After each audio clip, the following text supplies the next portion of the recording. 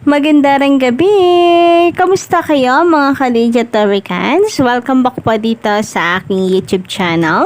Andito na naman nga po ako si Miss Anyway. Ay, Charis!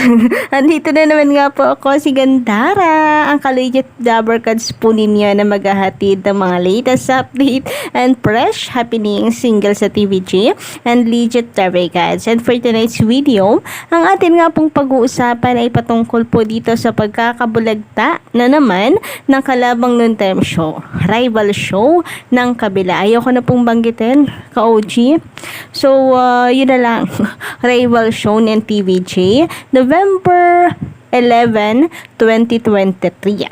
So, ito po ay kahapon na kung saan mainit pong pinag-usapan ang EAT dahil nga po dito sa pasabog na performance ni Maine Mendoza, ni Brad, ni Mami Josie, ang malupit po niyang dance move. So, busog na busog po talaga tayo, kakatawa, ka-OG, dahil dito sa Gimme Serye ng TVJ. Grabe nga yun, ano? From Kalye Serye to Pamilya Nunal, and then ngayon naman po ay AI Family. Pero bago po tayo magpatuloy, ay nais ko munang pasalamatan kayo sa pakikinig at walang sawang pagsuporta sa atin pong mga daily updates. And kung kayo naman ay hindi pa po nakaka-subscribe sa aking YouTube channel, maaari po ninyong pindutin ang subscribe button and notification bell para maging updated po kayo sa mga susunod po nating mga balita. And for my legit commentors, ka-OG, narito ang ilan sa mga napili po nating i-shoutout tonight. So, magandang gabi and shoutout nga po ng napakasarap dito kay Sir Mel Gibbs Vergara. Ayan, nagpapa-shoutout po siya. Sir Mel Gibbs, maraming salamat sa walang sawang pagtutok at pag-antabay sa aking update since day 1. Kasi ang mga ito ay mga legit po nating subscribers. So, thank you so much guys sa pag-i-stay at patuloy na pagsuporta. Ganon din po dito kay Monbore. Yan, matagal ko na rin nakikita, no? May 2 months na ata, 3 months na. Baka since day 1, nandyan din na nakasuporta sa atin. Magandang gabi po sa inyo.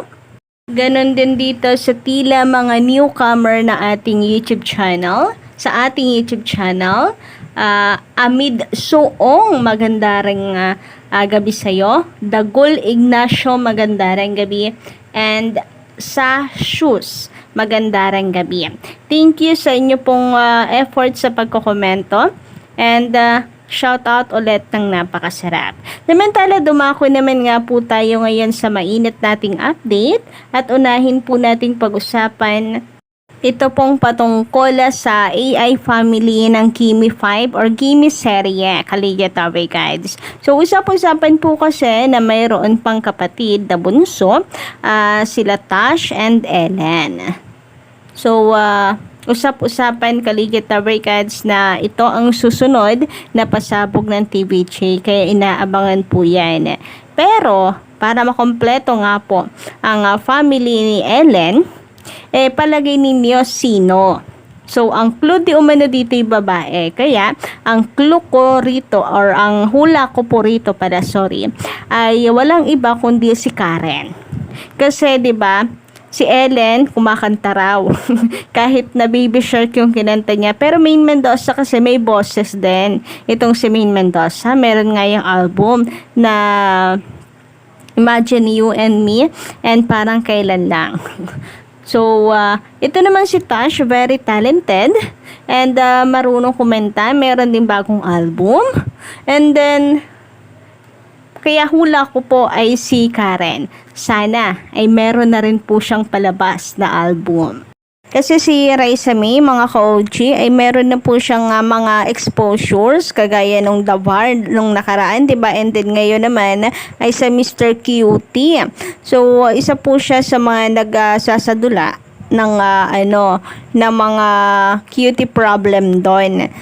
Si Karen ay baka dito po sa Gimme 5.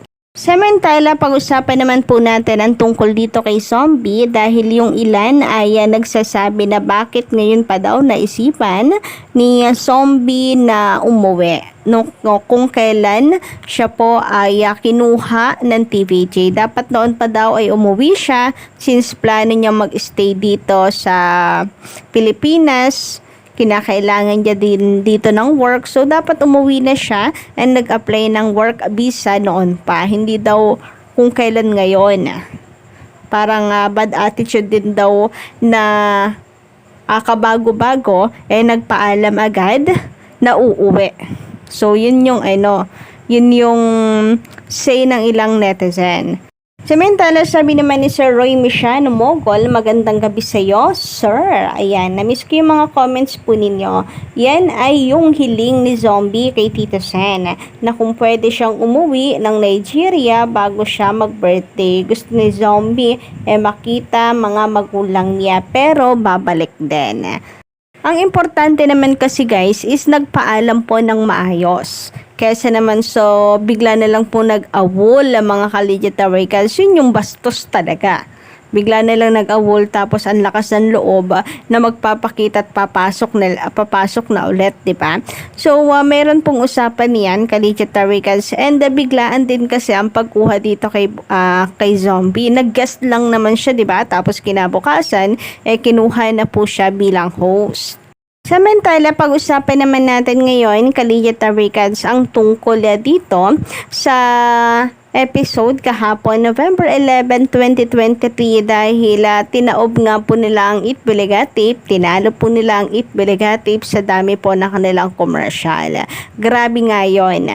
Taob na taob po ang kabila dahil kahit sila po ay mag number 1, mas marami pa rin ang commercial and take note ang mga major sponsor ng TVJ. Diba? Wala pa rin yan. Wala pa rin pong sinabi yan kahit inilabas nila yung ratings na yan. For sure panalo at panalo pa rin po sa kita ang TVJ. Hindi lang sa kita, sa sa puso ng sambayanang Pilipino. Ang call out, ang sigaw ng taong bayan ng Pilipinas, ka-OG, ang sigaw ng Pilipinas, TVJ is Eat Bulaga, Eat Bulaga is TVJ. So, sa tao pa lamang po, winner na ang TVJ. Anyway, speaking of ads TV commercial, narito nga po ang total duration. Dati ako lang yung nagbibilang, ka-OG, no? Masipag at nagtsatsaga na nagbibilang ng commercial ng dalawang noontime show. Pero eto na nga, meron po tayong nasagap na kung saan thank you so much po sa nag-post nito. Maraming salamat sa pag-share. So, ang AAT nga po ay nakakuha ng 39 minutes and 21 second and nakalimang gaps po sila ka-Legitary.